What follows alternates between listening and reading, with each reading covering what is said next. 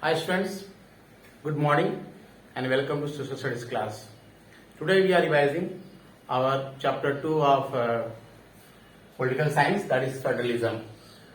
In the previous class we have discussed what is federalism, meaning of federalism, and we have discussed that what are the features of federalism. How can we say India is a federal nation or federalism is practiced in India? How can we say all the 7 features of the federalism we have discussed in the previous classes. Now, again same the question arises. What is federalism? What makes India a federalism? What makes India a federal nation?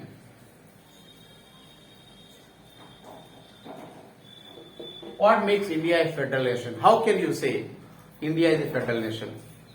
So students, we all know that after a long struggle, we had a bloody partition. The partition of India was very sad, very horrible and very inhuman, we can say, moment which went or which happened in 1947 at the time of partition.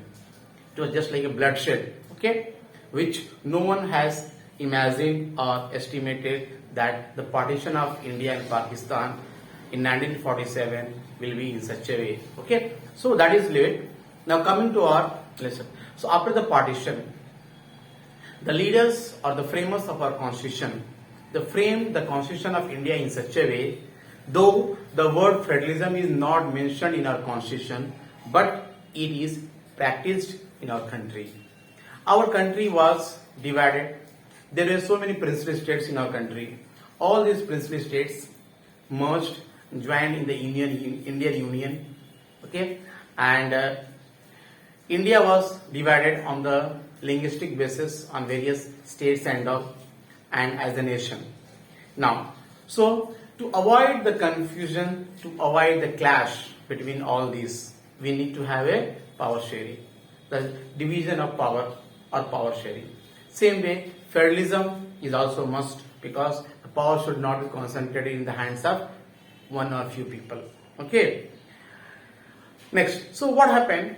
Already we saw after the independence, we have 2 levels of government, that is central and the state. We were having 2 levels of the government, central government and the state government. Central we call union and again is state or regional. So these 2 governments were existing, but after later when we came in 80s, 90s and all, we had one more form of government, that was local self government, which we see at our city level, town level and village level. Okay. Next, how to ensure the divisions among them. Okay, so who will be exercising on what subject, on what matters, who will have control on which subject, which field, which sector and all. Okay, so to avoid all this confusion, the legislature division of our country was into 3 forms, 3 parts. The first one was union list. Union list. Now what is union list?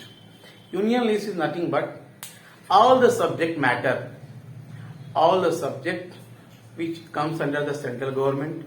Central government whole and sole responsible for taking the decision, taking the responsibility or maintaining the particular subject.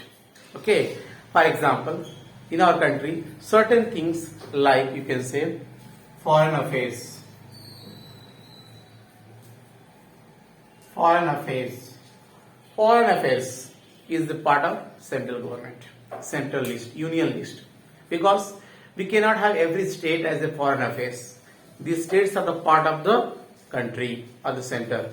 Okay, so we have only one nation, one citizenship, one constitution. So the central government has the responsibility, or the foreign affairs come under the central government, and the central government has complete responsibility to taking care of all these. For example, just one example I'll give.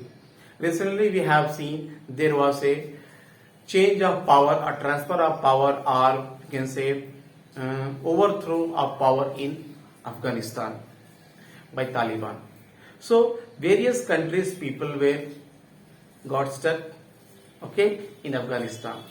So there were many Indians also who were got stuck in Afghanistan. So it was the Foreign Affairs Minister, Foreign Affairs Department, which coordinated with the Prime Minister of the country or the central agencies, and they have evacuated all the Indians from Afghanistan who belongs to various states of India. Okay, means here I gave this example to make you understand that respective state government, okay, directly they cannot go to evacuate or bring back the citizen of their state. Okay, this is the responsibility, this is the duty of the central government, that is Foreign Affairs Department, okay, to coordinate with the central agencies, okay, and bring back the Indians who were stuck in Afghanistan. So foreign affairs belongs to completely central government. Okay, now next one is banking.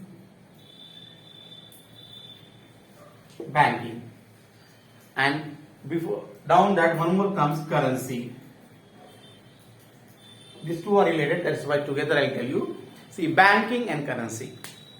We have only one Reserve Bank of India, which is also known as Bankers Bank.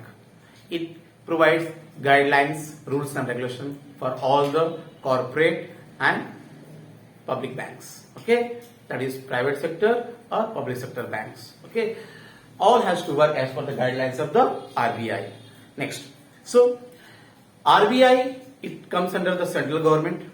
Okay, it maintains or frames rules and regulations, currency, various issues of currency. Okay, inflow and outflow of currency, how much to be printed, when to print it. Okay, all these things is maintained by the Reserve Bank of India. Okay, now, so, and we have a central finance minister who will be taking care of all the financial activities of the country. Okay, so finance as a banking comes under the central government. Currency, we have one nation, one currency. Like go to different countries, every country has their own currency. Like we have 28 states at present. Can we have 28 currency? No, because we may be different states, different region, but as a whole we belongs to India as a one country, one citizenship, one constitution. So we have only one currency, and this currency is applicable to all parts of India. In any states, any union territory you go, it is acceptable. Okay, so Indian currency and the banking system, the responsibility, the decision to take to make changes and all, it is lies in the central government. 2016 we have seen demonetization. The Prime Minister of India has done demonetization. The currency was changed. So it was changed by the central government. State government doesn't have any power or any right to interfere in all these activities. Okay, now next we have seen about the foreign affairs, banking, currency. Then we can see defense. Defense of a country also is a part of the central government or union government. See, we have Air Force, Army and Navy, combined defense forces, and there are so many parts of them. Okay, so paramilitary forces and all central forces, we have so many forces which all part of the defense. Okay, now so we cannot have every particular state's Air Force. For example, take Uttar Pradesh. We cannot have Uttar Pradesh Army, Air Force, Navy. No, we have particular state police to maintain the law and order in that particular state. So the defense comes under the central government or the union government, and the union government or the central government has complete responsibility to take the decisions or to make the changes or to look after the defense of the country, to frame the policies for the defense of the country. That's why we have Central Defense Minister of the country. Present Rajnath Singh is the Defense Minister of India. Okay, now next one comes Railways. Railways also comes under the central government, and Indian Railways are the one of the largest public sector in India, which provides more number of employment facility to India. Okay, so these are the various things which comes under the central government. Okay, next after the union list we have, so here all these list only the central government has the power to take the decisions on this. Next we have state list. State list. Okay, we have state list. The subject which comes under the state, where the state is whole and sole responsible for making any changes, taking any decisions, its implementation and all such subjects comes under the state government. Like we can say police.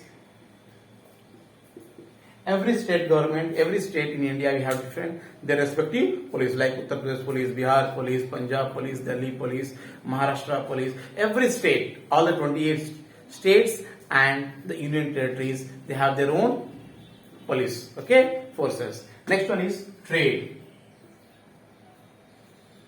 commerce. Next one is irrigation, agriculture. Okay, so these all are part of the state government, state list. So on all these, on the trade, on the police, on the agriculture, on the commerce, on the irrigation, the state government will be taking its responsibilities, duties to maintain all the changes, needs and all. So like police, it depends upon the state government. It is the state government responsibility to maintain the law and order in the state. Now third one is concurrent. Here the subject which comes under concurrent are shared by both the central and the state government. Both has the right to take the decision over that, but the final decision will be taken by the central government. Okay. Now here the subject like marriage, divorce, okay, education, forest, adaptation, succession, all these comes under the current list. Marriage, adaptation, succession, all are part of the concurrent list. Now, there are certain things, students, which have been developed after the formation of our constitution, which was not mentioned in the three list. For example, you take the software, which came in our country in late 80s and 90s. Okay. Now, so which category that has to be mentioned?